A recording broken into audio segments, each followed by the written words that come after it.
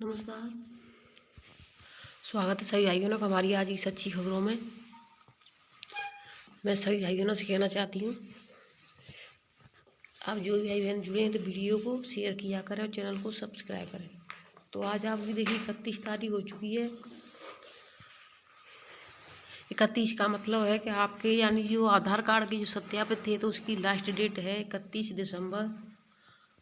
जिन बहनों के आधार कार्ड अभी सत्यापित नहीं हुए हैं तो देखिए प्रत्येक जिले में हर ब्लॉक में आंगनबाड़ियों के नाम लिख कर और बच्चे किसके कितने रह चुके हैं, किसी के 8, किसी के 3, किसी के 13, 8, 2, 7, तो इस तरीके से लेटर आ चुके हैं। तो सभी बहनों से मैं रिक्वेस्ट करना चाहूँगी, क्योंकि निदेशालय का आदेश है आज ही अपने सत्यापित कर दें जितने भी रह गए हैं, नहीं तो फिर इनको अधिकारियों से डिलीट करवा दें, नहीं तो आपके लिए बहुत बड़ी दिक्कत हो सकती है। और जो राशन आएगा वो आपका सत्यापित आधार कार्ड होंगे आज तक उतने का ही आएगा, उसके बाद आप करना चाहें तो उसका नहीं आएगा। अब देखिए अगली खबर में आपको दिखाना चाहती हूँ, कई आदेश लगे हुए हैं, लेकिन जिन भाई बहनों ने कल शाम की वीडियो नहीं देखी है तो उसको जाकर अवश्य देख लें। ये आपका आदेश आ चुका है, लखीमपुर खीरी का है। तो यहाँ पर देखिए भीषण ठंडा और अत्यधिक कोहरे के लिए वहाँ पर यानी primary junior high school CBSE ICSE और यहाँ पर विद्यालयों की यानी सभी की छुट्टी कर दी गई है, लेकिन आंगनबाड़ियों का इसमें कोई नाम नहीं है। अब इसको देखते हैं। मथुरा का आदेश आ चुका है, इसमें आंगनबाड़ी केंद्रों की छुट्टी हो चुकी है। तो यहाँ पे देखिए आप संचालित समस्त आंगनबाड़ी केंद्रों पर दिनांक 3/1/2023 तक अवकाश घोषित किया जाता है। अवकाश अवधि में आंगनबाड़ी कार्यकर्ताओं द्वारा केंद्र को खोलते हुए शासकीय कार्य संपादित कर नियमानुसार राशन वितरण सुनिश्चित किया जाएगा। यानी जो आंगनबाड़ी केंद्र के जो बच्चे हैं उनकी छुट्टी हो चुकी है और जो आंगनबाड़ी बहनें हैं उनको केंद्र खोलना है, समय पर अपने जो भी कार्य हैं उनको पूरा करना है। और जहाँ जहाँ पर बच्चों की छुट्टी हो गई है वहाँ वहाँ की बहनें सभी सुन लें अपने ज़िले में, जैसे कई ज़िलों में निकली है यूपी में। तो जिस ज़िले में बच्चों की छुट्टी हुई है वो बहनें पोषण ट्रैकर पर बच्चों की प्रेजेंट ना लगाएं, अपना केंद्र खोलें और बाकी सभी कार्य पूरे करें। लेकिन बच्चों की प्रेजेंट आप सभी बहनों को नहीं लगानी है, क्योंकि बच्चों की छुट्टी हो चुकी है, आपके लिए भी दिक्कत हो जाएगी। अब देखिए गोल्डन कार्ड बनवाने में खीरी नंबर 1 पर रहा, यानी जिनके जो गोल्डन कार्ड बनने हैं तो उसमें नंबर 1 पर रहा है लखीमपुर खीरी। अब मैं आपको और भी आदेशों की तरफ ले चलती हूँ। देखिए एक दिन पहले जो आदेश आया था लखीमपुर खीरी से, उसमें आंगनबाड़ी केंद्र के बच्चों की छुट्टी थी 31 तारीख तक। तो आज तक मानी कि उनके आंगनबाड़ी केंद्र के बच्चों की छुट्टी है, लेकिन जो दूसरा आदेश निकाला है उसमें नहीं है, शायद लिखने में याद नहीं, तो हो सकता है फिर आज दोबारा से लेटर निकलेगा, फिर उसमें आगे छुट्टियां बढ़ा दी जाएंगी, क्योंकि लखीमपुर खीरी में पहले ही बढ़ा दी गई हैं। तो देखिए सेवानिवृत्त कर्मचारी की गरिमा कायम रखने के लिए पेंशन जरूरी है। ये सुप्रीम कोर्ट के आदेश हो चुके हैं, लेकिन सुप्रीम कोर्ट के आदेशों को हवाई में उड़ाया जा रहा है। लेकिन इससे पहले ही मैं सभी बहनों को एक चीज़ बताना चाहती हूँ, जिन बहनों की यानी कि अपग्रेड की जा रही केंद्र, जिन आंगनबाड़ी केंद्रों जो मिनी आंगनबाड़ी हैं उनके केंद्र अपग्रेड किए जा रहे हैं, तो वो अपना क्या लेकर के जाना है उन्हें वहाँ पर अपने उसमें परियोजना में तुरंत ये कार्य कर रहे हैं। आज आपका 31 तारीख है, 15 तक उनको निदेशालय तक पहुँचाना है, तो आज ही अपना काम क्यों ना करें। तो आज अपना जो सर्वे का रजिस्टर है उसको लेकर के वहाँ पर जाएं, क्योंकि वहाँ सर्वे के रजिस्टर से मांगी जा रही है कि इन मिनी आंगनबाड़ी केंद्रों पर कितनी सर्वे है। अब देखिए जैसे सर्वे का रजिस्टर की जानकारी पहुंचेगी तो उसमें एक अड़चन और निकालेंगे ये, क्योंकि जैसे ही इनको पता तो है ही है कि 1000 की आंगनबाड़ी 1000 की आबादी पर लगाई जाती है। जब 1000 आबादी नहीं होगी तो फिर ये कहीं ना कहीं से जैसे दूसरे केंद्रों से भी आंगनबाड़ी केंद्रों को जैसे कि बच्चों को लेने के लिए बोलेंगे, जिससे कि उनके पास भी 1000 आबादी हो जाए। अगर जिसके पास 1000 की आबादी पूरी नहीं होगी तो उस बहन के लिए फिर से दिक्कत आ सकती है। इस बात का ध्यान दें, तो अपने सर्वे रजिस्टर को ले जाएं। जिनका सर्वे रजिस्टर पूरा नहीं है उसको पूरा करें और अपने जो भी लाभार्थी छूटे हुए हैं उनको चढ़ाएं, जिससे कि आपके लिए कोई दिक्कत ना हो। अब मैं आपको ये बताना चाहती हूँ, सुप्रीम कोर्ट ने बुधवार को कहा सेवानिवृत्त कर्मचारियों को गरिमा बनाए कायम रखने के लिए पेंशन बहुत जरूरी है। यह इच्छा के आधार पर दी गई कोई राशि नहीं है, बल्कि सामाजिक कल्याण का कदम है और संकट की बड़ी घड़ी में ज़रूरी मदद है, इसलिए इसे देने से मना नहीं किया जा सकता। सरकार से सेवानिवृत्त एक पूर्व कर्मचारी की राहत देते हुए राज्य सरकार को उसे स्थायी कर्मचारी के तौर पर रखते हुए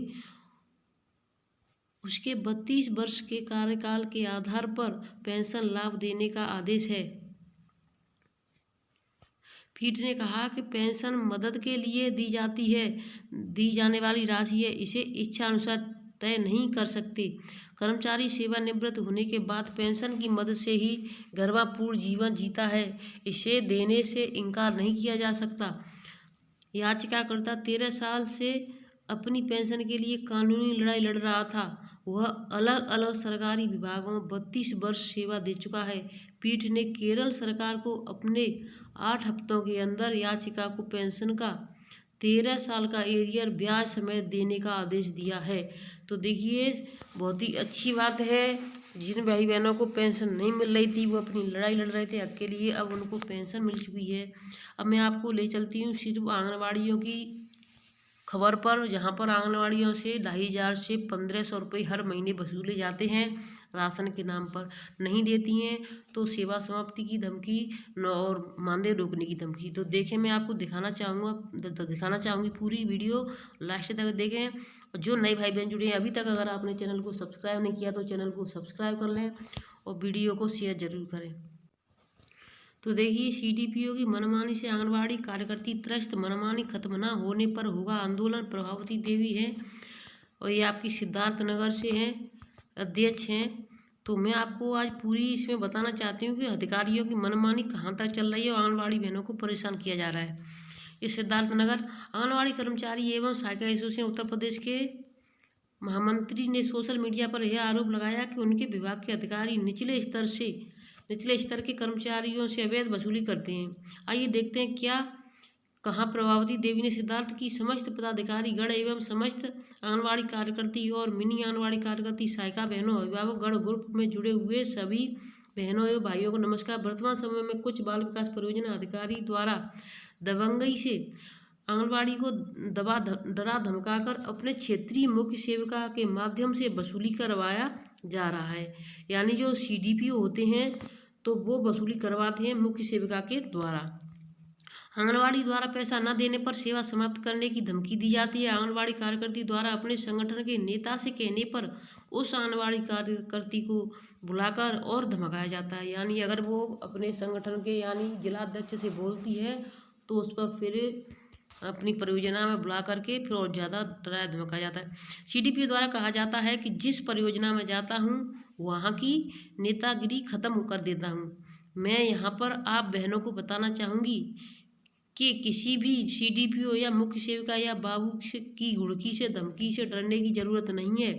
अगर इस तरह से घुड़की धमकी बंद नहीं किया गया तो मैं व मेरे संगठन के प्रतिनिधिमंडल माननीय मुख्यमंत्री, प्रमुख सचिव, निदेशक, सांसद, जिला अधिकारी, कमिश्नर आदि लोगों से मिलकर अवगत कराऊंगी। जब से सिद्धार्थनगर के डीएम दीपक मीना जी ट्रांसफ़र हो गया है तब से सिद्धार्थनगर में भ्रष्टाचार बढ़ता जा रहा है। कई बार सिद्धार्थनगर के जिला अधिकारी, जिला कार्यक्रम अधिकारी से मिलकर अवगत कराया जा चुका है, लेकिन सिद्धार्थनगर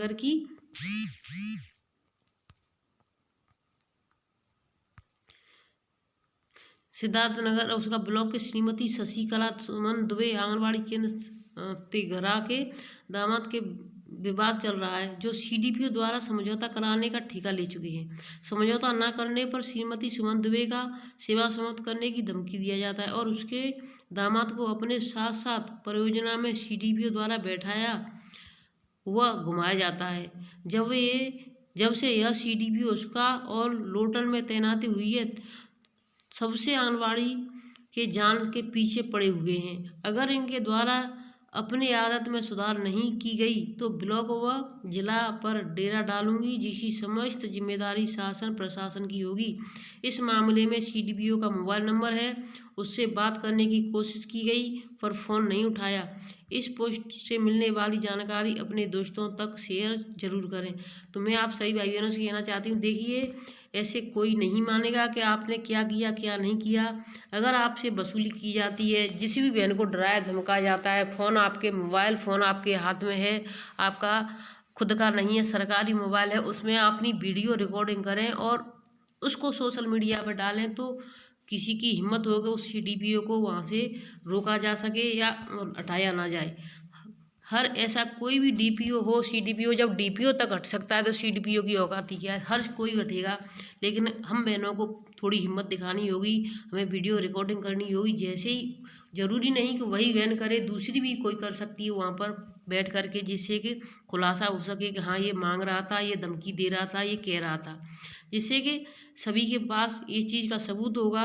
तो कोई भी एक इंसान को दबा सकता है, जब 50 बहनें एक साथ बोलेंगी तो कोई भी नहीं दबा पाएगा। उन लोगों तक भी जानकारी पहुंच सके जिसका लाभ उन्हें भी मिल सके। दोस्तों, कैसी लगी आज की यह खबर, जानकारी आप हमें बताना भूले, और यदि आर्टिकल से जुड़ी आपके पास कोई भी सवाल या किसी प्रकार का सुझाव हो तो हमें ज़रूर बताएं। तो देखिए, मैं सभी भाई बहनों से एक ही बात कहना चाहती हूँ, वीडियो को अधिक से अधिक शेयर करें, चैनल को सब्सक्राइब करें। अगर आपको आंगनबाड़ी की खबरें समय से लेनी है तो चैनल को सब्सक्राइब करने के बाद में बेल आइकन दबाना होगा और उस पर ऑल वाले ऑप्शन को ज़रूर दबाएँ। और फिर मिलेंगे आपसे दोपहर की वीडियो में, तब तक के लिए खुश रहें, स्वस्थ रहें।